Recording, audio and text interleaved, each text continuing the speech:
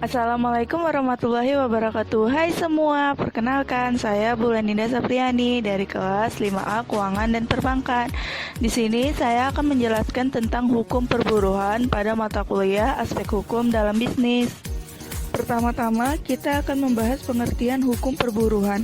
Sutikno dalam Masikin 1993 menyebutkan bahwa hukum perburuhan adalah keseluruhan peraturan-peraturan hukum mengenai hubungan kerja yang mengakibatkan seseorang secara pribadi ditempatkan di bawah perintah atau pimpinan orang lain dan mengenai keadaan-keadaan penghidupan yang langsung bersangkut paut dengan hubungan kerja tersebut.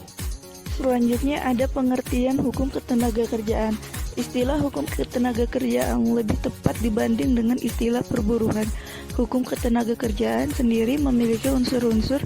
1. Serangkaian peraturan yang berbentuk tertulis dan tidak tertulis mengatur tentang kejadian hubungan kerja antara pekerja dan pengusaha atau majikan. 2. Adanya orang bekerja pada dan di bawah orang lain dengan mendapatkan upah sebagai balas jasa. Dan 3. Mengatur perlindungan pekerja atau buruh meliputi masalah keadaan sakit, haid, hamil, melahirkan, keberadaan organisasi pekerja atau buruh, dan sebagainya. Hukum ketenagakerjaan tidak mencangkup pengaturan 1. Suap pekerja dengan tanggung jawab atau resiko sendiri. 2. Kerja yang dilakukan untuk orang lain atas dasar kesukarelaan. 3. Kerja seseorang pengurus atau wakil suatu organisasi atau perkumpulan. Selanjutnya, asas hukum ketenagakerjaan. Menurut pasal 3 Undang-Undang Nomor 13 Tahun 2003 menegaskan bahwa pembangunan ketenagakerjaan diselenggarakan atas asas keterpaduan melalui koordinasi fungsional lintas sektoral pusat dan daerah. Asas pembangunan ketenagakerjaan pada dasarnya sesuai dengan asas pembangunan nasional, khususnya asas demokrasi dan asas adil dan merata. Kemudian ada tujuan hukum ketenagakerjaan.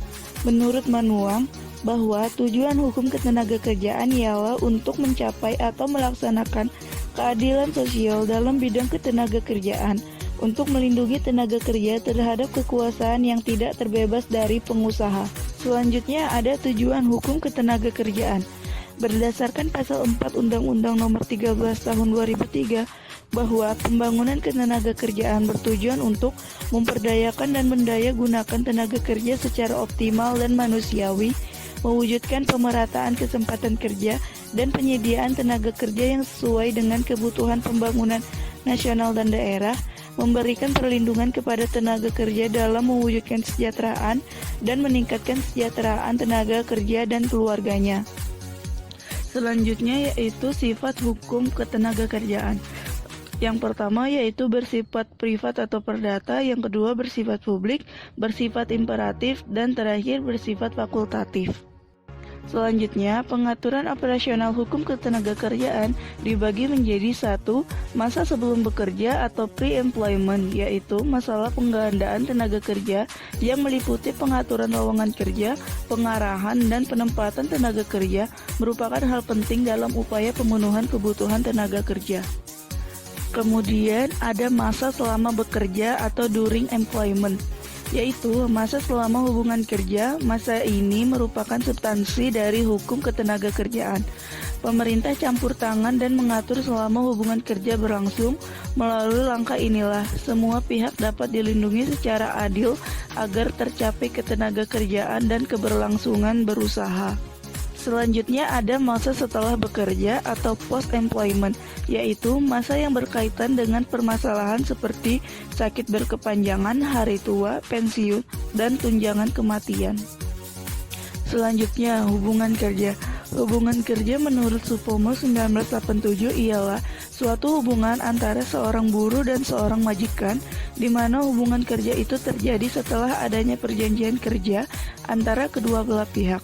Mereka terikat dalam suatu perjanjian di satu pihak, pekerja atau buruh bersedia bekerja dengan menerima upah, dan pengusaha mempekerjakan pekerja atau buruh dengan memberi upah. Selanjutnya ada perjanjian kerja.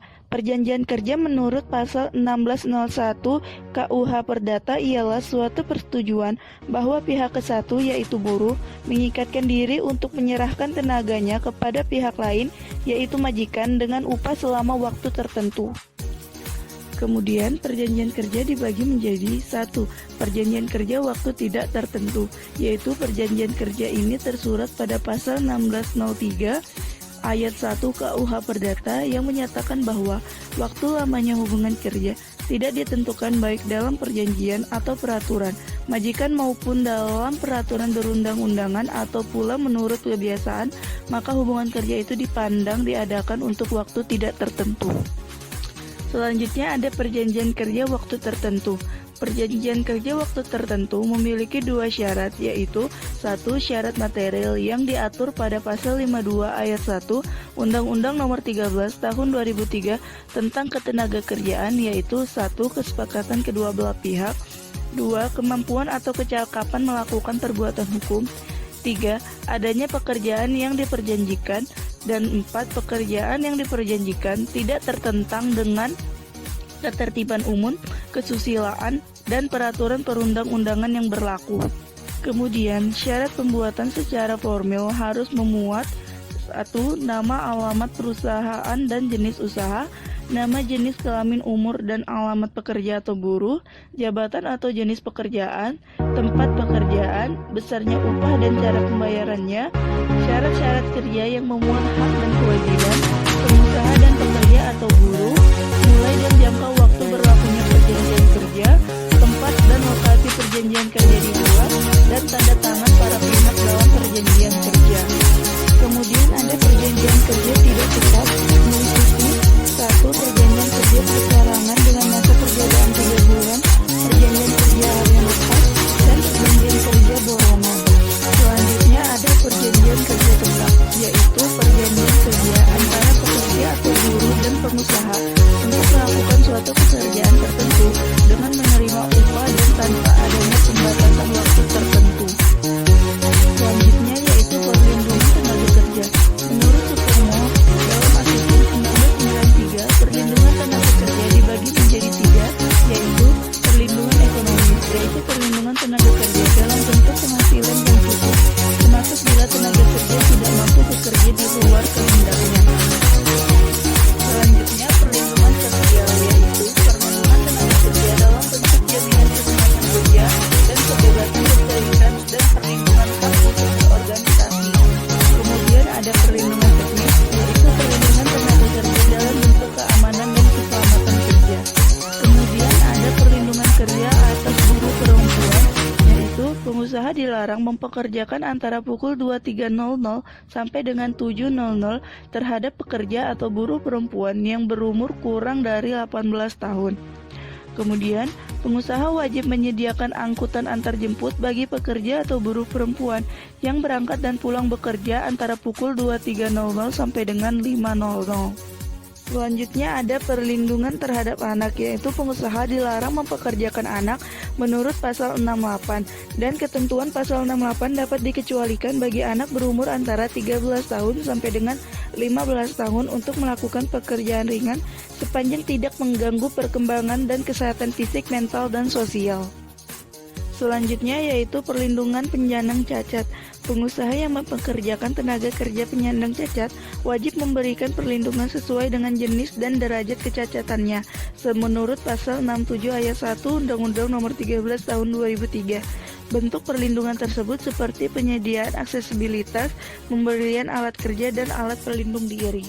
Terakhir yaitu perlindungan ketenaga kerjaan, yaitu program jaminan sosial tenaga kerja, perlindungan upah, upah minimum dan upah lembur, dan pemutusan kerja. Sekian presentasi yang dapat saya sampaikan. Kurang dan lebihnya saya mohon maaf.